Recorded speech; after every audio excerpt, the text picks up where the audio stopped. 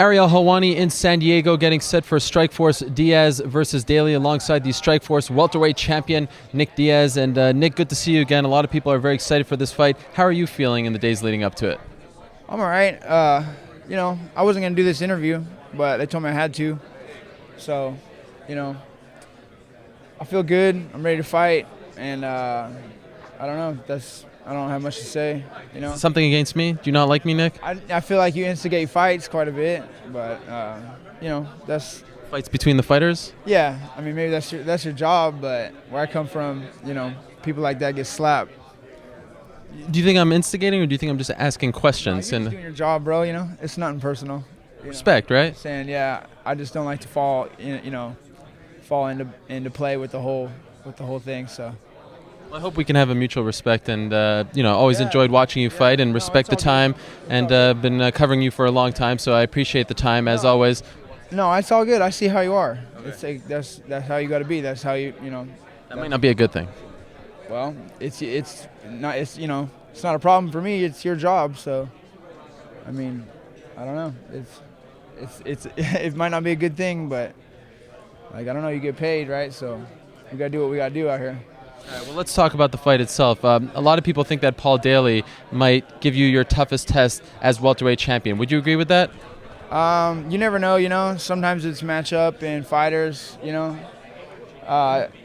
can always end up taking some bad shots right off, the get-go, and having it cost me the fight in the later rounds or in the first round. This is, anything can happen, but I'm not afraid to fight. I'm here to represent my team. They asked me to take this fight, and it was real short notice. I just had all these fights. They fight me too much. I'm most overworked, overtrained, underpaid. Fighter. That's the way I feel. Anyways, I do get paid well as an MMA fighter, but this isn't boxing, and I think we should get paid like this is boxing. I hear about people like George getting paid way more than me, and then Manny Pacquiao and people professional boxers getting paid that much money. I don't even know why I'm doing this anymore, because I feel like I get paid way too much money, but not enough. And I'm more than happy with that. I can live with that. You know what I mean? I live in Stockton. I don't need much, and so. But I'm here to fight. I'm not afraid to fight. And, they asked me to come here and fight, and I'm not going to be the one, to not take the fight. And I'm ready to go. So, after you mentioned boxing, after your fight against Cyborg, you had expressed interest in fighting Fernando Vargas in a boxing match. What became of that? People talk a lot of I don't know who that is. I don't know if, promoters talking that they're going to actually sign me to fight, in a boxing promotion, or if it's the boxers talking about MMA fighters because someone says something about my boxing to them, so then they make a comment or a quote, back, about, whatever. So I don't know, but I don't know how much of that's for real or what, but yeah, that's what I'm saying. I'm motivated if we're talking big money like that, you know what I mean? So it's whatever, but regardless, fighting or not fighting, in the future, I'm a serious athlete, and I'm gonna be training. And I've learned, I've got enough from MMA. I got enough money. Number one, I got enough experience in how to live now from this, and that's all I need. I don't need this. You know what I mean? So. Just one last question for you before I let you go. There seems to be a lot of mutual respect between you and Paul. A lot of people, when this fight was announced, thought there would be some trash talking, but he said very nice things about you, and you seem to have respect for him. Is that the case? Well, you're the only one that started any talking about this fight. That's what I'm saying. Like, you're the one saying, oh, he says he's gonna, will do this to you and that to you. I was giving an analogy about how I thought the fight might go if it in my favor, if it did, and then you're saying I made these statements to him, and then he's like, oh, I'll knock Nick Diaz out or something. And all I say now is like, right, he says he's going to knock me out, but all I say is that's the only way he can win.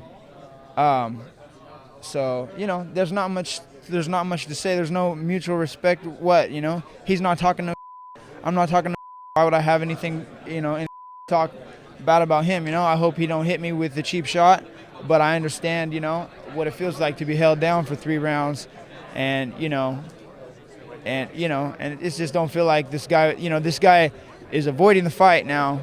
You know what I mean? He's avoiding the fight, and he wins the fight. So the guy who doesn't fight gets to win. So on account of this rules and scoring criteria that we've developed, and we used to have a whole other organization called Pride with different rules, and I think it worked out way more, for exciting fights, and you get to see a lot more technical aspect come out in the fight. You know, you get to see, a guy. You get yellow carded if he holds the guy, so it forces him, to punch the guy. He can't just elbow the guy because he has to create some space to punch, So he can't just hold the guy and cheat with little bumping the guy with little elbows. He has to create an amount of space, away from this guy to punch down on him. That space that he needs to make before he gets yellow carded is the same space I might be trying to make so that I can get my ass back up and fight this guy when he's not trying to fight me. So he should be carded for stalling. And we've got this whole system going on here, and everybody's, bought up the other organization and thrown it away, try to hide it.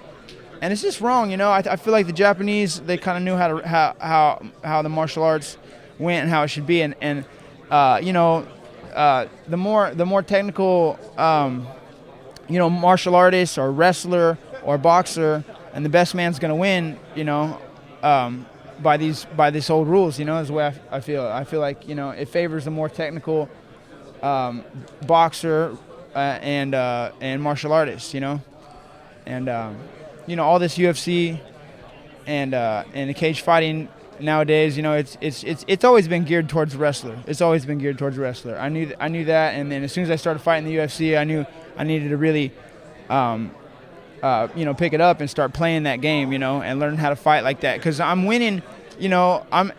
I can go out there and do damage and win on damage and lose a fight, but I got to win on this criteria, So, I won fights on the past and damage in my own mind, in my eyes, in their eyes, but in the judge's eyes, the other guy won.